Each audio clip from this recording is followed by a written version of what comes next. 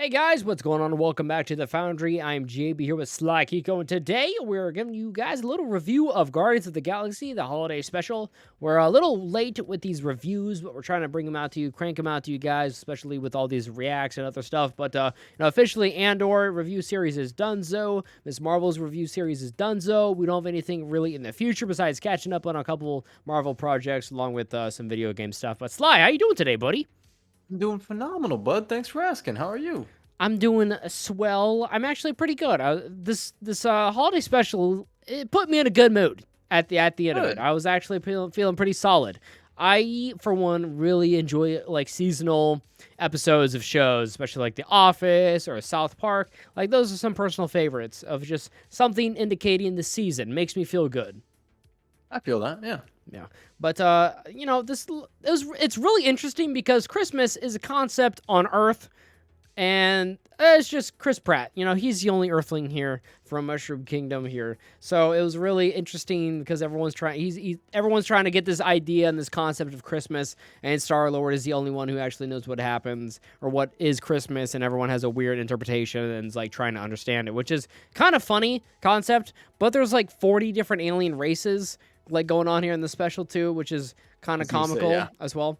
This holiday special mainly it was just mainly about Dave Bautista and Mantis, which is pretty good. I like their duo. It actually felt kind of in some points it kind of felt like, hey man, like this is a film worthy special. I enjoyed this. Yeah. Yeah. It was very lighthearted, but it had a pretty good story. Yeah. Yeah, it was pretty good. It was a nice little like cameo of them like playing out a song, the old 97s band. They just dressed them up like Was aliens. that what that was from? Yeah, that's an actual like band and stuff. That like, song's actually catchy as fuck. Not gonna lie. Yeah, I don't know if the song, but I know of the band. I think that song like was especially made for them because so the band is legit. Yes, the band is legit. Like that's all the bandmates like in makeup and stuff, which is pretty cool. Shit. Yeah, That's pretty cool. yeah. That was a nice little animated scene. I thought it was really weird how it started out with that animated. I was like, just Chris, like, it was Michael Rooker, it was Yondu, young Star-Lord, and Kraglin, all on their little warship. What are they called? Yeah. The Raiders. What are they? God damn it. Not Marauders. Oh, this is gonna kill me. Ravagers. Thank you. Perfect. God, we were getting there. I can't remember the name of the ship. It was a super jarring, like animated little style of them like recapping of like what happened during a Christmas 20 years ago of like Star-Lord trying to show them what Christmas was, and Yondu freaking the fuck out on him and trashing his Christmas tree.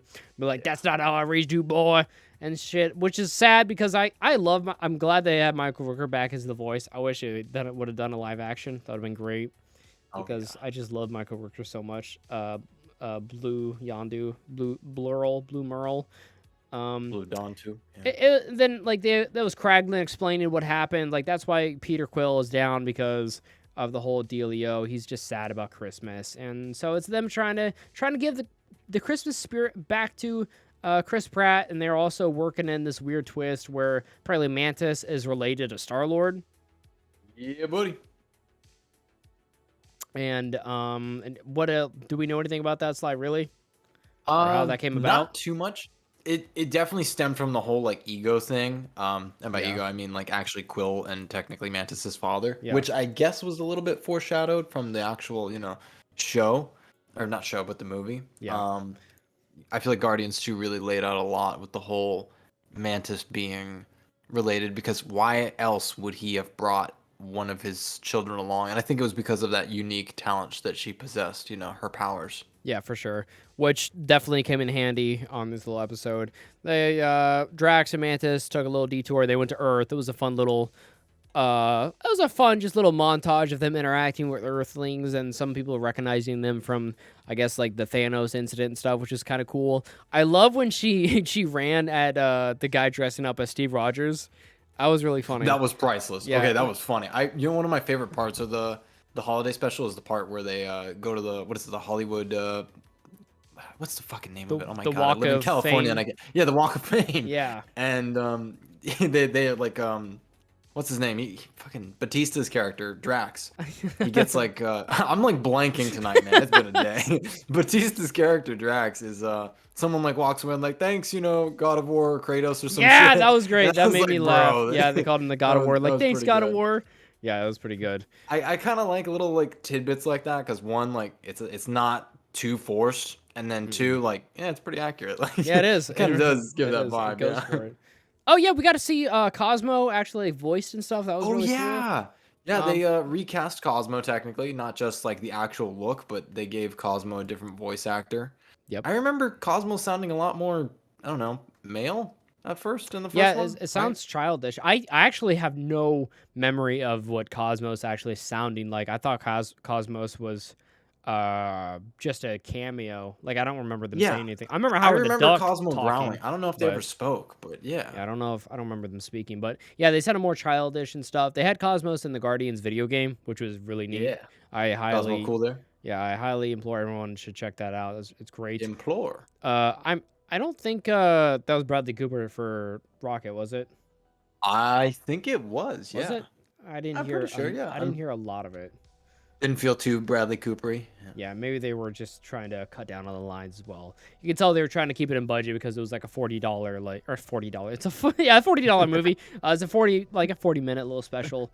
Yeah, it was a bite-sized little thing. Honestly, I didn't expect it to take the turn it did with the whole Kevin Bacon thing. That's fucking hilarious, though.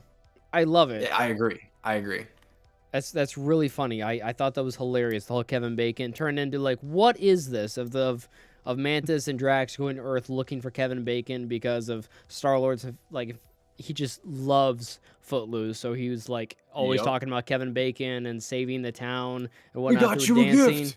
Yeah, and they got him. They stole Kevin Bacon from Earth and a bunch of Christmas decorations. They committed a bunch of felonies and crimes on Earth and brought everything back to. Yeah. Oh yeah, we didn't talk about this, which is actually probably the coolest thing is that apparently they bought nowhere from the collector. I know. Oh, that's my favorite part because I feel like that's gonna play a big part into like the Guardians 3 movie. This is Yeah. like their new HQ. Yeah, I think this more served as like a kind of an in between or like what happened to Yeah. catch you up between stuff, which is it's just fine. It's so weird seeing like the new Guardians. I don't know exactly how to feel about it because like the thing about like Guardians 1 and 2 works so well and so great because everyone has such a awful chemistry but get great chemistry together too. I mean like everyone hates each other but they work so well off each other and have such a deep love for each other. They hate the show. Valid. But like now we got Kraglin and Drax and Nebula and Mantis and Rocket and like jacked teenage Groot, which is an entirely separate, different like The creature. little fucking jet puff marshmallow looking ass. Yeah. yeah. Yeah, it's so weird. I don't know. I feel like maybe I'm getting The too old. dynamic has been thrown off. No, you're absolutely right. I feel like And it's know not that- the same magic anymore. Exactly. But I think that's part of what makes this so special is the team from the first one changed pretty significantly in the second one. Yes. And James Gunn really did not subvert expectations. Like he knows how to deliver emotion in what is supposed to be a lighthearted film always. And I feel like he even did that with this little, snippet of a holiday special. I agree. Because by the end of it, I kind of teared up a little bit. I was like, oh, you know what? Like, this was really touching. The whole Yondu reveal with the gift. Yeah, at the very end where it's like That actually shit there was had more me to the like story. actually Yeah, sniffling. I was like, that's oh great. god. Just the not so father-ish Yondu and Star-Lord, like that relationship is one of the best relationships in Marvel ever. Oh yeah. Like ever. Oh, absolutely. Like throughout the two movies, even like the holiday special, like it's just fantastic. I love it. I love it so much. It's great, like it's so crazy because like Marvel can do so many great things and then they just have an entire phase of garbage that they light on fire and throw in a dumpster for people to watch. Yep. Pretty much. Yeah. I guess there's nothing really else going on, and it's pretty funny. It's a big goof. You get more of these lovely characters and their lovely personalities and chemistry between each other. It's awesome. I really like all these characters. I wish we got to see a little bit more Nebula and Rocket and Groot. Nebula was kind of, skulking around, and then her gift to Rocket is pretty priceless. I'm Oh curious how that yeah! conversation went. Yeah. When I saw that, I was like, holy shit, did she actually get it? Like, Oh, that's so funny. That's why she's been hanging out with the Dora Milaje. That's actually how she took it. She just disarmed him. That's so funny. I love that. She gave Rocket Bucky's arm, which is hilarious. That's such a deep cut too. That's so good. God, because how old is that movie? Like what, 5 years old now at this point? Oh my God, you know what? Yeah, like 5. Yeah, 5 years. Yeah, it came out in like 2018, right? Fuck, dude. 2017, 2018. Yeah, shit, dude. Oh my God, it's been a while. Yeah, it's a long ass time. No, but oh man, but I liked it. I liked it. I liked it a lot. Ditto. Yeah, it was pretty good as a little side bit story. I hope they do more of these. Kevin Bacon at the very end, he's like, "I'll see you at Christmas." Like, that's pretty good. That's pretty funny. It was a good little bit too when they're walking through Hollywood and they see a little major with baby Jesus inside of it, and they just have like a weird like look at it. I'm like, that's pretty good. And they just have a weird look at it, like, what the fuck? Because it's like so out of place compared to like all the everything else of the capitalism, fucking like Santa Clauses and presents and everything. And there's just like, honestly, Christmas as a whole, like if you look at like just like society and then Christmas, it just doesn't make any fucking sense. No, it absolutely it's like a fever dream. You're like, wait a second, huh? Have you seen like the Santa? Fuck, there's like a Santa con in like New York every year, where like 35,000 drunk ass men and women get shit faced in the city of like New York. Just really and dress as Santa. I'm like, dude, this would ruin the holidays for me. Oh God, SantaCon KC just fucking hit me. Oh, there's a pub crawl happening in KC with Santas. Jesus Christ, I gotta get out of here. That sounds terrible. We gotta vacate, man. Oh, that's a lot of, I don't know. I wanted to stay away from that. It's just Santa Clauses, an army of Santas. Oh my God. What's your tab under? Santa Claus? Santa Claus 47? No, it's pretty good. I was thinking more like V for Vendetta, but Santa Claus. remember. The 25th of...